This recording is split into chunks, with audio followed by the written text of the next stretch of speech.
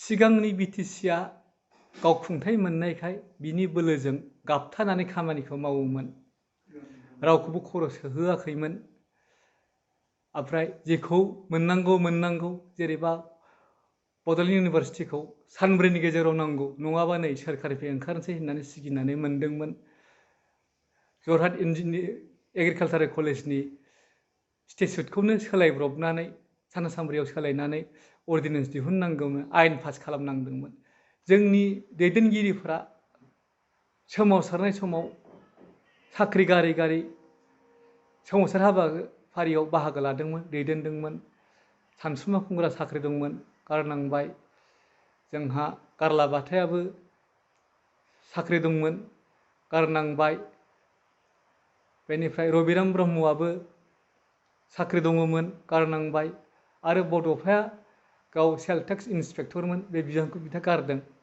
थारैनो जोङो एफाबां जुजिनानै बिखानि थै गारनानै जिउ बावसोमनानै दुखु दाहा सैनांनानै मोननाय गावखुंथाया जोंनाव दंमारोना गैमारला बेखौ साननानै दिनै बिटिएडिआव हाबदों, बिटिसि सिङाव मिटिं खुंदों।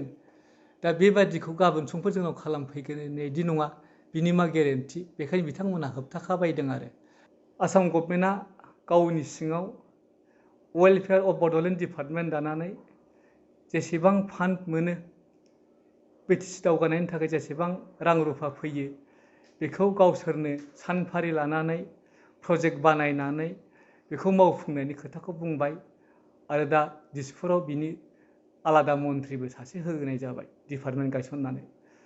दा बेफोरखौ नायोब्ला जों नुयो जोंनि बिटिसिआ जेबो खामानियानो गैला मावनांगौ। जोङो बैसो जानाय सुबुं, हारियाव गोदो मामोन, गेजेराव मा जाबोखो, दा मा जागासिनो दङ, बेखौ गोबां नुबोबाय आरो नुगासिनो दङ। दा जोंनि मोनदांथिनिफ्राय हारियाव दिनै अलखद नुजादों होननानै जों मोनदांगासिनो दङ। बेनिखायनो हारिनि बे अलखद बुब्लियाव जोंनि मोनदांथिनिफ्राय मा जागासिनो दङ, बेफोरनिफ्राय मा जानो हागौ हारियाव, बेफोरखौ जों बुजिनाय बादियै रायजो राजाया खोनासङो खोमा, बुजिनो नाजायो खोमा होननानै बुंनो नाजादों। मिजिंथियो नोंथांमोनहा आंनि बुंनायखौ एसे गोसो होनानै खोनासंगोन। जोङो 1993 मायथाइयाव जारिमिनारि गिबि बर' रादायनि गेजेरजों बिएससि मोनदोंमोन। 10 बोसोर उनाव 2003 मायथाइयाव गोदान नैथि बर' रादाय जानानै बिटिसि मोनदोंमोन। आरो थांनाय बोसोरनि 2020 मायथाइनि 27 जानुवारियाव थामथि बर' रादाय जानायनि गेजेरजों जोङो गोदान बिटिआरखौ मोनदों। दा जोबथा बर' रादाय, थामथि बर' रादाय जानायनि उनाव जोङो गोबां मोजां जागोन होननानै खोनादोंमोन आरो बेनिफ्राय जोङो गोबां फिथाइ मोनगोन होननानै मिजिंथिदोंमोन। दा नाथाय दान 8 बारग'लांबाय गोदान बिटिआर सरखार जानाया।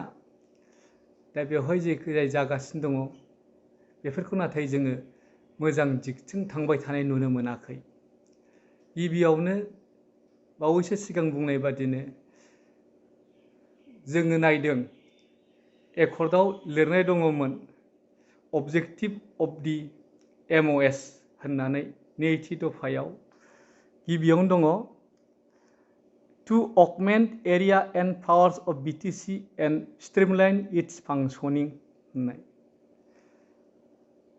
दा बेवहाय जों नुबाय मा बिटिसिनि एरियाया दासिमबो अराखै, अरनायनिबो जों लामा नुवाखै। बिनि उल्थायै जोङो थामथि दफायाव अल्टारेशन अफ एरिया अफ बिटिएडि होननानै मोनसे कमिसन दानायनि खोथासो बुंनाय नुदों, जायनिफ्राय माने मोननै खामानि मावगोन। बिटिएडिजों नांजाबनाय बर' सानखोमा गामिफोरखौ सोसननाय जागोन आरो लोगोसेनो नन 6 सिडुल एरिया आसामजों नांजाबनाय BTCनि अबर' सानखोमा गामिफोरखौ दानख'नाय जागोन होननानै। दा जों नुदों जोंनि आसामजों नन 6 सिडुल एरियाजों नांजाबनाय अबर' सानखोमा गामिया जोबोद बुरजा। बेखौ जोंनि हाइकर्टआनो 930 गामिखौ दानख'नो हागोन होननानै रेकमेन्ड खालामनानै होखाबाय। बिनि उल्थायै जों नुदों, जोङो नंदोंमोन, बुंनाय खोनादोंमोन, जोंनि रायजो फिसाया सानजाहा एरगोन, लखिमपुर सिमनासिम थांगोन, माइनावस्रि आरो हलंगि जिल्ला दरनै गोदान जागोन होननानै। नाथाय मोगथाङाव जों मा नुयो, माजबात बारब्लानो जोंनि सुबुं सानखोआ गामिफ्रा थाबथाहैयो। बिनि साहा फारसेजों फरेस्ट भिलेज गोजा। फरेस्ट भिलेजा आसलथे बेबायदि एरेन्जमेन्टआव हाबा।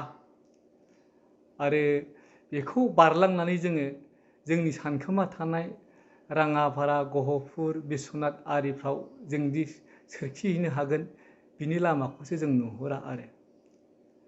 दा बेखौबो बुंनाय जादोंमोन रादाय जानायनि उनाव, अदेबानि बेखौ नों आं रायलायनायनि गेजेरावसो जायफ्रा सिङाव दं बे खिन्थादोंमोन, मा गामिखौ सोनाय जागोन, मा गामिखौ दानख'नाय जागोन, बेफोर रायलायनाय समावनो टेबोलाव थिग जाखाजोब्बाय, बिनि फारिलाइ खालामखानाय जाबाय होननानै।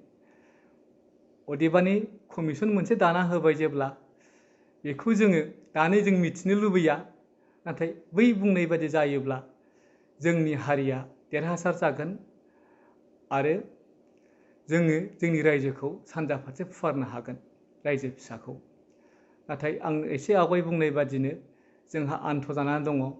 जोंनि जायगानिफ्राय, जोंनि रायजो फिसानिफ्राय जोंनि गामिया दानख'जानायनि लामाया बांसिन आरो सानजाहा जोंनि रायजो फिसानि सिमनाया अरनायनि लामाया जोबोद सुंथाब आरो। जोङो दानिया गामि दानख'जानाय लामा लानायनि उनाव जोङो नंदोंमोन, बेवहायबो दंमोन पावार्स अफ BTCखौ अगमेन्ट खालामगोन, बारायगोन होननायखाय जोङो गोहो मोनदेरगोन नंदोंमोन। फारिलाइयाव जोङो 8 खावफा पार्सियेल साबजेक्टनि सायाव गोहो मोनदेरनायबो जों नुदोंमोन। नाथाय दा जों मोगथाङाव मा नुबाय, जोङो फारा 6-4नि दहाय होनानै BTC दरब्रै जिल्लानि डिसिफोरनो मोन 16 आयदानि सायाव गोहोखौ हगारना होनाय जाबाय। दा बेनि उनावबो मा जाबावबाय,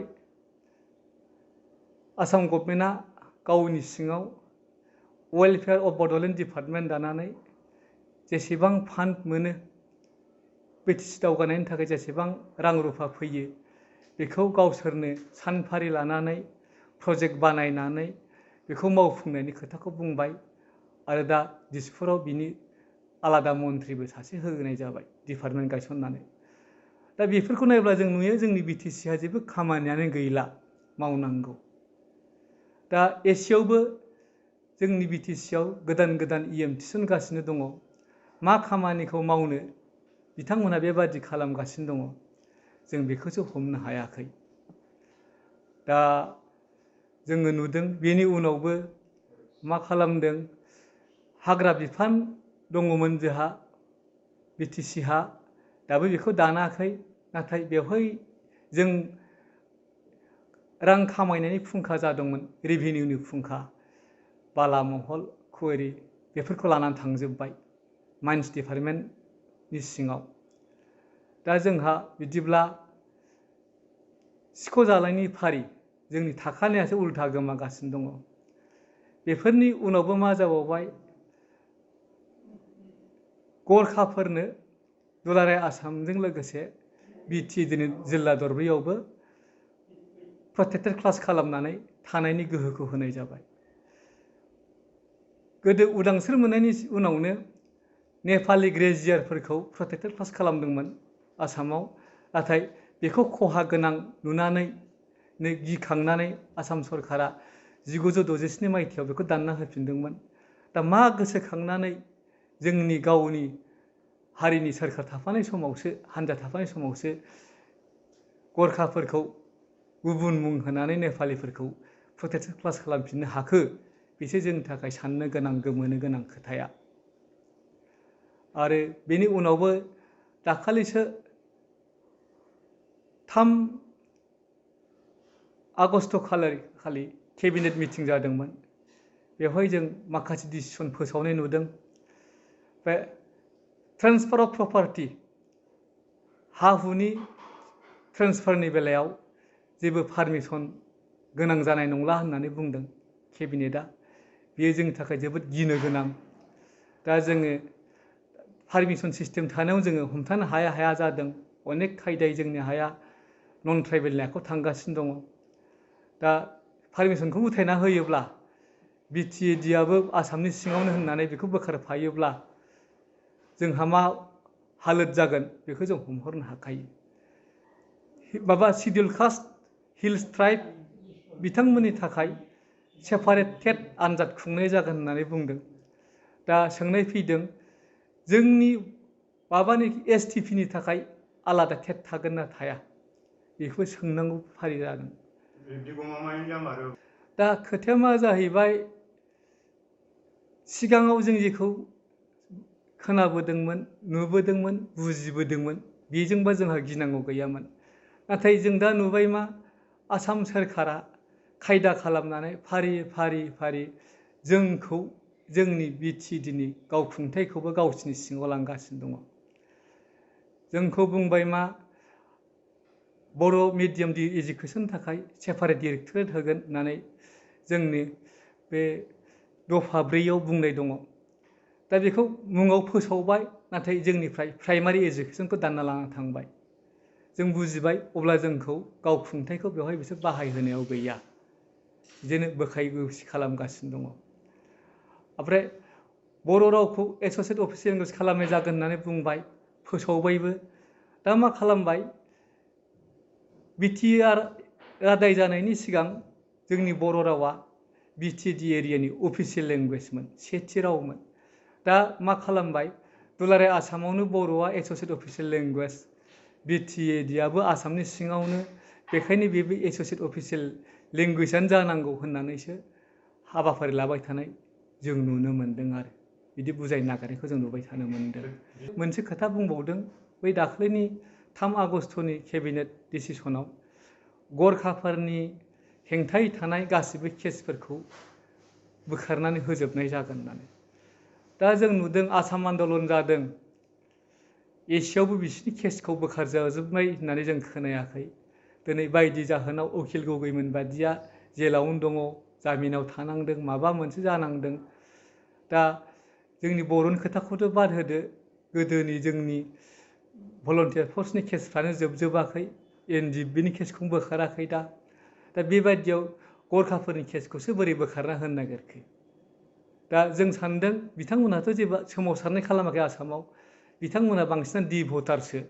बिथांफोरनि केसखौ बोखारजोबनानै बिथांमोनखौ लिगेलाइज खालामनानै इन्डियान सिटिजेनशिप खालामनो आसामाव थानायनि गोहो होनायनि लामाखौसो लानो नागिरनाय बायदि जों नुनो मोनदों। बेबादिनो गोबां जागासिनो दङ जोंनि गेजेराव। दा बेफोरखौ नुनानै जोंहा गिनाय फैयो। जोंनि बिटिएडि रायजो फिसाया बिटिआर जानायनि उनाव उदां हादाब जानानै थागोन ना थाया, हायुं मोनसे जानानै। आरो जोंनि रायजो फिसायाव जोङो गावनि गावखुंथायखौ हमथाना लाखिनो हागोन ना हाया, बेफोरखौ साननानै जोंहा गिनाय फैयो, समखिखांनाय फैयो। 2003आव बिटिसिनि रादाय जाबाय, नैथि बर' रादाय। बेवहाय लिरनाय दङमोन खुगाफोरनायाव, "The government of India and the government of Assam have been making concerted efforts to fulfill the aspirations of the Bodo people relating to their cultural identity, language, education, and economic development. Towards this end, a series of talks were held between Government of India, Government of Assam, and the Bodo Liberation Tigers since March 2000" होननानै बुंदों आरो। दा बेखौ नायोब्ला बेवहाय जोंनि जेंनानि सायाव सावरायबोदोंमोन आरो मा खालामनो हायो बेखौ रायलायदोंमोन। नाथाय दाख्लि जोबथा 3थि बर' रादायनि मेम'रेन्डाम सेटेलमेन्टआव जों फरायनो मोनो खुगाफोरनायाव The government of India and government of Assam have been making concerted efforts to fulfill the political, economic, social, cultural, and identity-related aspirations of Bodo people. Tripartite agreements in 1993 and 2003 were signed, leading to creation of Bodoland Autonomous Council and Bodoland Territorial Council under the 6th schedule to the Constitution for Bodo inhabited areas in Assam. ABSU and its associated organizations, as well as various factions of NDFB, continued with the demand for separate statehood. बेवहाय बुंदों मा आबसु आरो NDFBनि हान्जाफोरा आलदा रायजोनि दाबिखौ दिखांबोबाय थादों होननानै। नाथाय सावरायनाय बेलायाव मा जाखो रायलायगुबैनाय समाव बेवहाय लिरनाय दङ, जों बुंनाय नङा। Negotiations were held with Bodo organizations for a comprehensive and final solution to their demands while keeping intact the territorial integrity of the state of Assam. बेवहाय नुबाय रायलायनाय समाव मा जाहैबाय आसामनि हाखौ बेनोबे दोननानै सिमनाखौ बेनोबे लाखिनानै बिनि सिङाव मा राहा खालामजायो बिनि सायावसो फुरा बुजा-बुजि खालामनानै जोबथा मोनसे राहा सानखांनानै दिहुननो नाजानाय जादों होननानै बुंदों एबा लिरदों। दा बेवहाय आलदा रायजो नागारनायखौ खुगाजों स्रा बुङाखैब्लाबो बेवहायनो बुङो रायलायनाय समाव आलदा रायजोनि खोथाखौ बुंनाय जायाखै। आसामखौ बेनोबे लाखिनानै बिनि सिङावनो मा राहा खालामजायो बेखौसो बिनि सायाव सावरायनाय जादों। अब्ला बियो रायजो नागारखानायखौनो बुंनाय जायो आरो। आलदा रायजोआथ' जों बिनाया बड'लेण्ड नालाय बड'लेण्ड नाङा होननायानो जाहैबाय। बेफोरखौ खोनानानै नुनानैनोथ' जोंनि गोसोआ समखिखाङो, गिखांनाय फैयो। थारैनो जोङो एफाबां जुजिनानै बिखानि थै गारनानै जिउ बावसोमनानै दुखु दाहा सैनांनानै मोननाय गावखुंथाया जोंनाव दंमारोना गैमारला बेखौ साननानै। मानो होनब्ला जोंनि बिटिएडिआ जोंनि बिटिसिआ गावखुंथाय थानाय मोनसे राजखान्थि राहा। बेवहाय गुबुना हाबफैनानै माबा मोनसे मिटिं खालामफैनायनि सावरायफैनायनि लामा गैया। बे राहाखौ होआखै। नाथाय दा जों नुनो मोनदों आसामनि केबिनेट मिनिस्टारफ्रानो फैनानै बिटिसिआव मिटिं खुंफैयो, सावरायफैयो। आं दहाय सिगाङाव बुंनाय बायदि डाइलुसन अफ पावार, माने गोहोखौ दैलाव खालामनानै गोहो गैयै खालामनानै गावसिनि आखायाव लांनायनि बे मोनसे प्रसेस एबा राहा आरो। बेखौ नुनानैथ' दहाय नोंथांमोन बुंनाय बादिनो गुबुन काउन्सिलफ्रा गिखांदों। दिनै बिटिएडिआव हाबदों, बिटिसि सिङाव मिटिं खुंदों। दा बेबादिखौ गाबोन समफोर जोंनाव खालामफैगोन बिदि नङा, बिनि मा गेरेन्टि? बेखायनो बिथांमोनहा होबथाखाबायदों आरो। दा बेखौ जोंनि दैदेनगिरिफ्रासो बुजिनांगौ। बेबादि खालामनो होनो हाया, होनो नाङा, खालामनो मोना होननायखौ। दा बेनिखायनो खावलायनाय थाहैबाय जोंनि बिटिसि सोरखारनि बिबानगिरिफोरनिसिम बिथांमोनहा दासिम जाबाय उनाव जाहाथे बेबादि खाबुखौ होआ, गोहोखौ आसाम गभर्नमेन्टनि मन्थ्रिफोरनो होआ, बेखौ खावलायनाय थाबाय। माखासे फारियाव जोङो फाराग बेरखांनायखौ नुनो मोनो।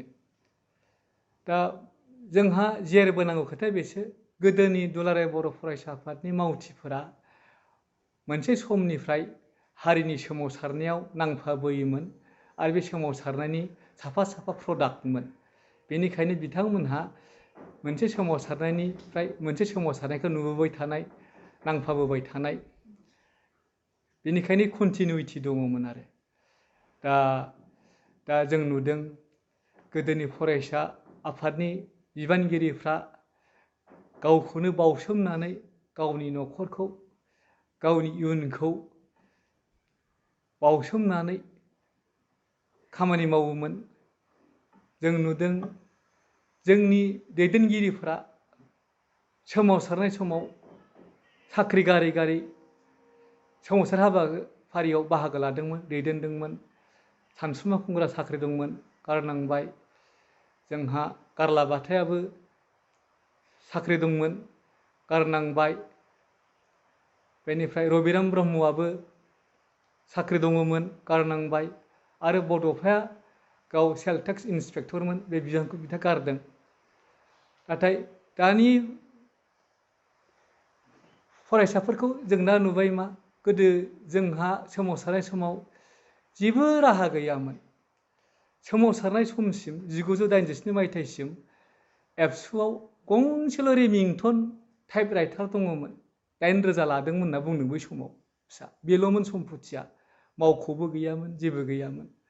आरो जों थाखोमा सिखोमा सोमावसारनायाव बाहागो लानांगौमोन, थांनांगौ जायोमोन। दिल्लीफ्राव थांनांगौबा थाबायलांनानै बेंगलावसो गारि गाखोहैनांगौमोन, हाग्राजों थांनानै बहाबा थांनानै। दानिया नाथाय गारि गरायजोंसो जोंना दैदेनगिरिफ्रा गिदिङो, थाङो, मायो, गिनांगौ जेबो गैया। बेखौ नायोब्ला जोंनि आफादनि मावनाया गोख्रोंसिन जानांगौमोन, गोरासिन जानांगौमोन, बांसिन फिथाइ थायनाय जानांगौमोन। नाथाय बेबादिखौ जों जानाय नुनो मोनाखै। दा उल्थायै जों नुनो मोनबाय दानि फरायसाफोरा आफादनि बिबानगिरि माखासेया साख्रिबो मावो, आफादावबो बिबान लायो। फोरोंगिरियानो फरायसा आफादनि आफादगिरि जानानै दङ। बेफोरखौ नुयोबा गोदोनि आबसु बिनि दैदेनगिरि मावथि आरो दानि आबसु बिनि दैदेनगिरि मावथिफोरनि गेजेराव माखासे फाराग बेरखांनायखौ जों नुनो मोनो। दा गुबुन मोनसे फारियाव फारागखौ जों बेरखांनाय नुयो। गोदोनि फरायसा आफादनि दैदेनगिरि आरो मावथिफोरा गावनो थाफाथारनानै, गावनो नांथाबनानै, गावनि आखाइजोंनो बांसिन खामानिखौ मावोमोन।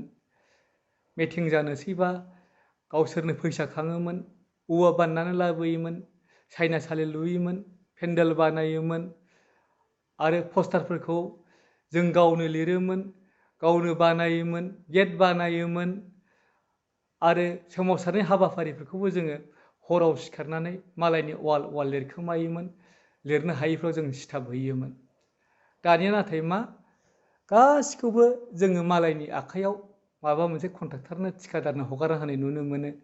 बेबायदिनो जोंनि फरायसाफोरनि गेजेराव पार्टिसिपेटरि रल बेखौ गैयै जाबोनाय नुनो मोनदों।